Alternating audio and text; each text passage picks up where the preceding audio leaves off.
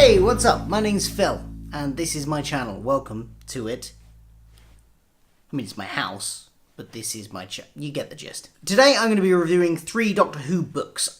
Why 3 in one video? Because they form a sort of trilogy. They're sort of a story arc running through these 3 books. They are called the Glamour Chronicles, a trilogy of loosely connected stories which form a sort of arc involving the 12th Doctor. Now, as far as I'm aware, this is the first time that Doctor Who books have done a sort of trilogy of interconnected stories and build it as a trilogy since the early days of the Virgin New Adventures books, which were back in the early 1990s.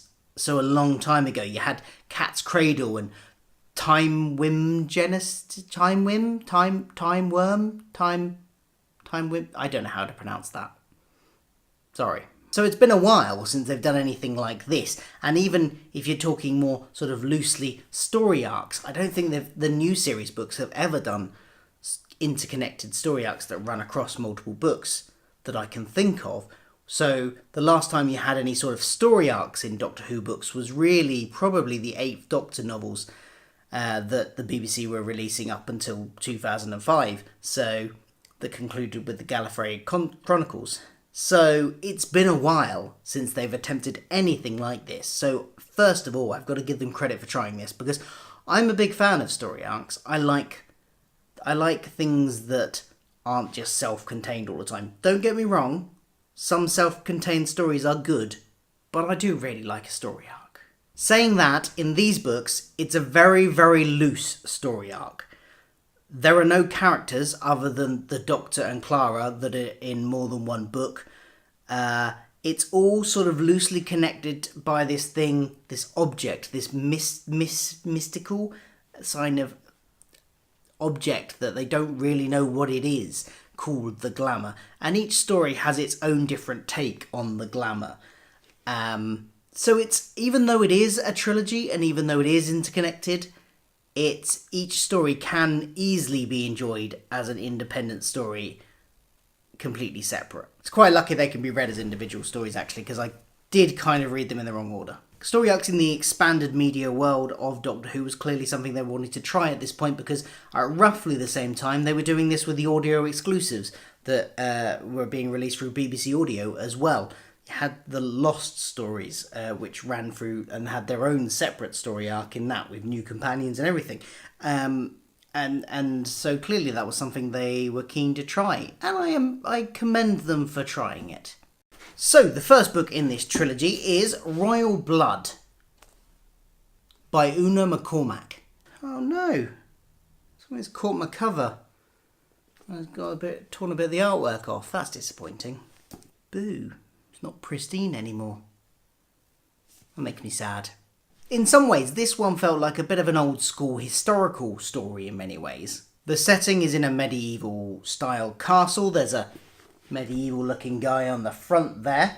The Doctor and Clara arrive and are mistaken for people that the locals are already expecting, quite a staple of the old historicals, and there's a mystery to be solved. So yeah, it's got a lot of those kind of that feeling of those early historicals, but with an added kind of sci-fi glint that you didn't get in the old historicals.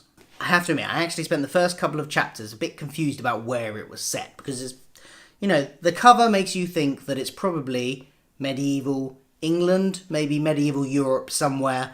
And then they had all this advanced technology, like weaponry, like advanced weaponry, and electricity things that run on electricity or some kind of power source. They don't know how to use it properly because it's knowledge that has been forgotten. They've forgotten how to build it. They can use a lot of the stuff they've got, and they do, and they use it quite a lot, but they don't know how to build it, and they don't know how to maintain it, so a lot of it's starting to break down. But it kind of implies that it's not set in our medieval times, because it's implied that this was once a culture that had this technology, and it dissipated and they just forgot the knowledge. So I was then thinking it's probably set on an alien world which just has kind of has some sort of stylistic similarities to us and our medieval times, but had advanced technology and is now sort of falling back on non-advanced technology.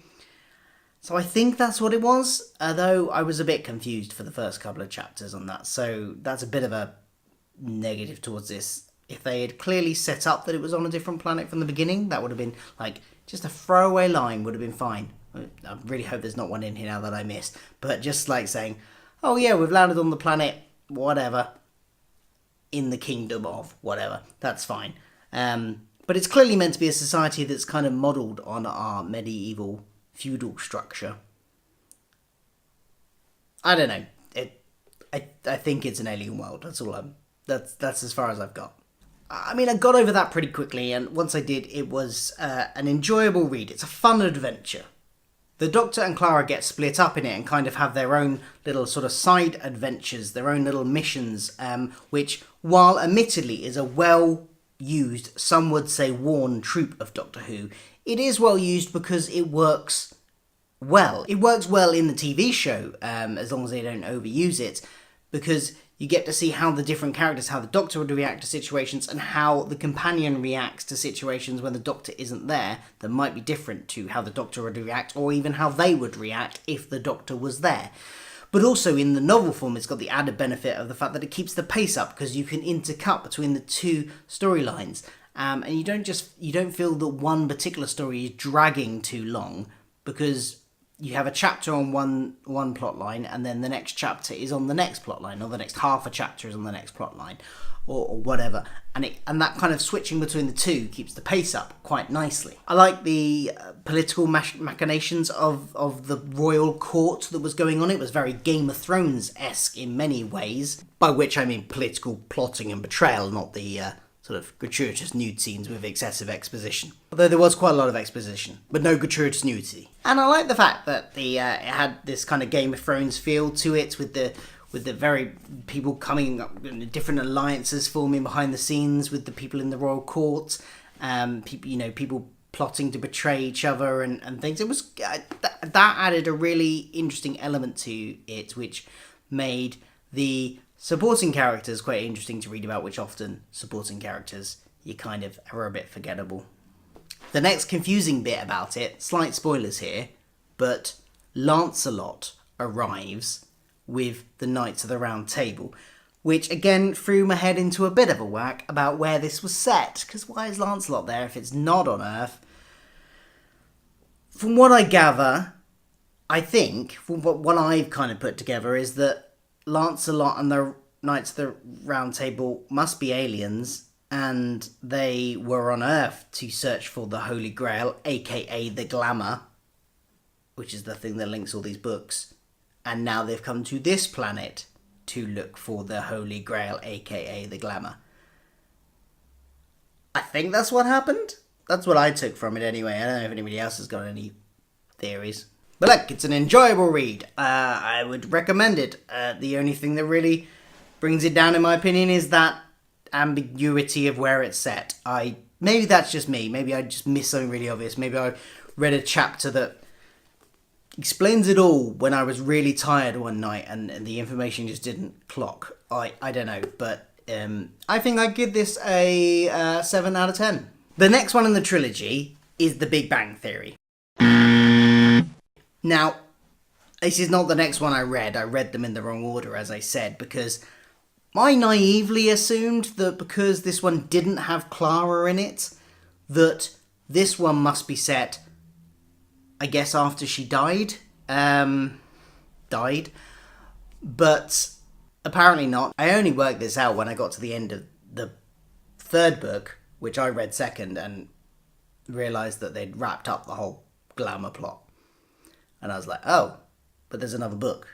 Anyway, I was quite excited about this one because it has a bit of returning Doctor Who characters from Doctor Who lore in it. Well, one in particular that I was quite excited about, even though I had never encountered a story with this character in it before. Now, there's mild spoilers here, but only for the first couple of chapters, really. This all gets revealed in the first couple of chapters, so you don't have to worry too much. Now, Gary Russell, who wrote this one, wanted to use River Song, but Moffat said, no, you can't use her. So he went for Doctor Who's other famous archaeologist, Bernice Summerfield. Now, if you're racking your brains thinking, who is Bernice Summerfield? I don't remember Bernice Summerfield. She is a character who originated in the Virgin New Adventures books from the early 1990s. She was a companion to the Seventh Doctor. She joined Ace and the Seventh Doctor on their adventures in the TARDIS, and then went off to have her own spin-off series of books, and eventually her own spin-off series of audio dramas in Big Finish, and she pops up in the occasional Seventh Doctor audio set in that period that she was travelling with him. So set after the TV show, between the end of Survival and the TV movie, there's a whole load of stories in both book form in Virgin New Adventures and Big Finish, and she's one of the companions during this time. And I've never read or listened to a single one of those before reading this book. And yet I was still excited because I had heard of her. I'd heard the name, I knew the rough connection, I knew that she was a companion during that time. I just had never got around to reading any of the books or listening to any of the audios with her in. But still, I was quite excited. And I wasn't disappointed. She seems like a really interesting character and fun. And she was well developed in this book. She felt like a real person. She felt like she had history with the Doctor. Didn't feel forced. And she seems like a distinct personality. Not like she's just a carbon copy of a generic companion. I'm guessing Gary has maybe written for her before, maybe for Big Finish or something, or maybe some of the Virgin books himself. I know Gary's been working in the Doctor Who universe for a while, so he's probably got a good handle on her. If he hasn't written for her, he's probably, read and listened to a lot of the stories involving her, and I think she must have been developed quite a lot over that time. Since reading this, I've listened to one audio with her in. It's a Seventh Doctor novel. I forget the name of it now, but maybe I'll put the cover here. In that, she's a very much younger version than she is in this book, so it was much further back in her timeline, so it was interesting to see the differences, but you could also see the sort of through line of how the character must have developed. Anyway, the storyline for this one is a bit of a caper. There's a pyramid that has mysteriously appeared in Sydney Harbour, and the Doctor ends up teaming with Bernice, who has also somehow been summoned there, to investigate and find out why it's there and maybe get rid of it or whatever they need to do. It won't surprise you that inside the pyramid, there's the Glamour, or something that claims to be the Glamour, or something they think is the Glamour, and people are after it. And it's kind of like, it's got a very sort of time heisty feel to it, in the sense that he teams up with a bunch of sort of mobsters in a way, because a lot of Bernice's extended family and friends are ex-cons and things, and yeah, it's an enjoyable, fun romp, is what I would say.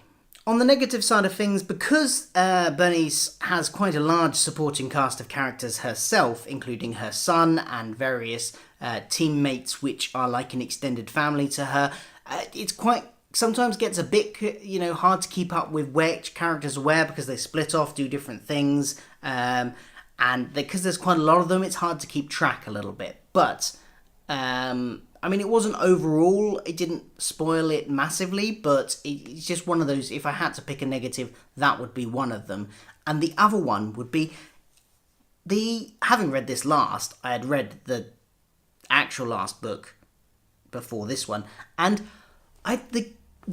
this whole story arc thing, it's very, as I said, it's very loose, and each story is kind of focusing on various people looking for the Glamour. But in terms of what the Glamour is, in the first book, it's left completely vague. It's just this thing that appears like the thing you want most. But in this one, I don't want to reveal any actual spoilers, but it gives an answer a bit more definitively of what it is, in terms of what its real substance is. But in the next book, they seem to contradict that, and it's something completely different. So I don't know if that was a miscommunication or it's just the way they presented it that made me think that. But I don't know, it doesn't seem to be very consistent between the books, and that bugged me a little bit. So I would give Big Bang Generation also 7 out of 10. And finally, we have Deep Time, which the Doctor and Clara have blagged their way onto a ship which is going off to investigate these wormholes that an ancient civilization used to traverse the universe. And there is one of these left, and all the rest of them are degraded since this civilization disappeared. And they're going to investigate it, and surprise, surprise, some of them are looking for the glamour. Because they think this ancient race had the glamour, do have the glamour, were the glamour, something like that. Created the glamour. There's a mixture of supporting characters that are on this mission, that are on this ship, that has been put together by this businessman, and they all have their own different characters, which at the start can come off as a bit stereotypical, but you know, they're quite good characters, and they do grow throughout the whole of the story, which is a nice change for supporting characters. And the good thing is there's not too many of them. There is just the right amount of supporting characters in this.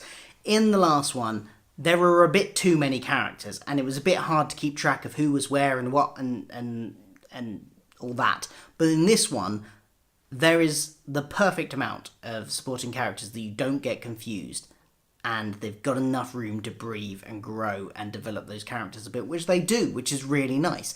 And they don't all, end up in the same place, sort of headspace-wise, as they started off.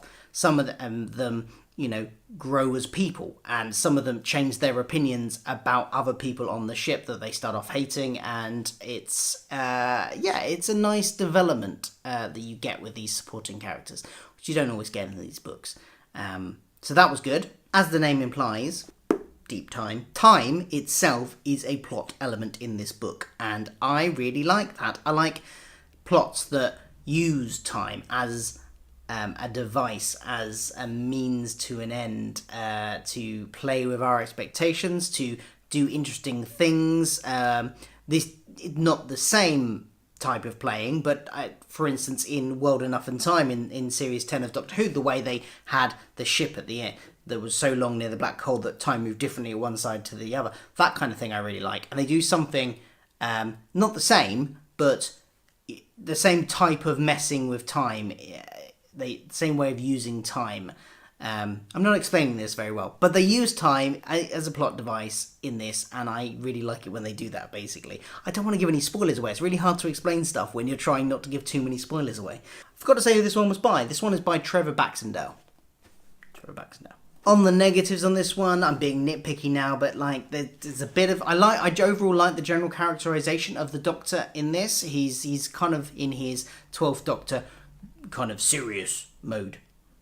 That was not a Peter Capaldi accent there. That was just me being serious time. And mostly that's good. What I would pick up on is really nitpicky, but there's one moment where him and Clara get overheard, and they're talking quite brazenly about stuff they don't want other people to find out about, and yet they're doing it in quite a public area where they could easily be overheard. And I just think the Doctor would be a bit more careful than that, really. But hey, that's stupidly nitpicky. And the only other thing is the inconsistencies with what the glamour is, and they seem to wrap it up and definitively say what the glamour is, but it seems to contradict stuff that was revealed in the previous book. So I don't know about this whole through line they're trying to get in these books. Overall, though, it's an enjoyable book, and I like the fact that all the characters get some kind of development. I like the fact the settings are interesting that they go through. They end up on this planet. Again, don't want to give too much away, but there's lots of different types of settings on this planet, and it's interesting. And the pacing is good, the writing is good, the characterization is good. It's a good book, this. I like it. I would give it an 8 out of 10. It's probably my favourite one of the three. Can't remember how many books I've read now, I think. Yeah, I'd say it's my favourite. Just. Big Bang Generation just behind it. So overall, it's an interesting idea. It was a brave choice by BBC Books to do this because it makes it harder for them to sell as individual books if you're billing it as a trilogy. Now, quite categorically, they didn't. The only thing that really builds it is it says the Glamour Chronicles there. Other than that, so many people would miss that and just buy them as individual copies anyway, and that is absolutely fine. So they took a little bit of a risk, but not too much of a risk. But I don't think it really paid off this time, because I don't think they committed to it enough. That's the problem. They did a half-hearted effort in creating this trilogy, and it's kind of it's kind of not one or the other. And there's inconsistencies. So I'm guessing in the planning stages they weren't either that fussed that there might be inconsistencies, or just didn't. The communication wasn't there to notice. I don't know, but I would like to see more trilogies like this. I really would, but I'd like to see them more thought through. Maybe even written by one person. Controversial. I don't know. But look, the writing's good. Everything's, they're enjoyable. They are enjoyable individual stories. So if you are a fan of these books, do go check them out. I would say if you want to just read them individually, Deep Time is really good. Big Bang Generation, they're all good. If you are a fan of Bernice Summerfield, do go check out that one though. That is a definite. If you are a fan of her, if you are a fan of the rest of her novels, if you've seen them, if you've listened to the audios, go check out that one, because that's worth it on that alone. But it's an enjoyable book even if you have never heard of her as well. Maybe it'll inspire you to go find out more about her like it has me. I want to now go and discover more stories with Bernice in it. So yeah, thanks for watching this review. Let me know in the comments below if you've read these books and what you thought of them. Do you like the trilogy? Do you want to see more trilogies like this? Do you want more of them? Let me know anyway in the comments below. Thank you for watching. Please do like, subscribe, share, all that kind of jazz, and I will be back again for more videos on things Doctor Who soon, I'm sure. I've just finished another Doctor Who novel. I read these back in June, and I'm not doing this review till October now, so I'm sorry it took a while. I've just finished another one. I've just finished The Drostan's Curse, so I'll try and review that a bit quicker than it took me to review these ones. Okay, so look out for that soon. Thanks for watching. Bye. That was a really passive-aggressive bye, wasn't it? I didn't mean to sound like bye. I meant just bye. I'd see you later. Hope to see you again soon. Oh.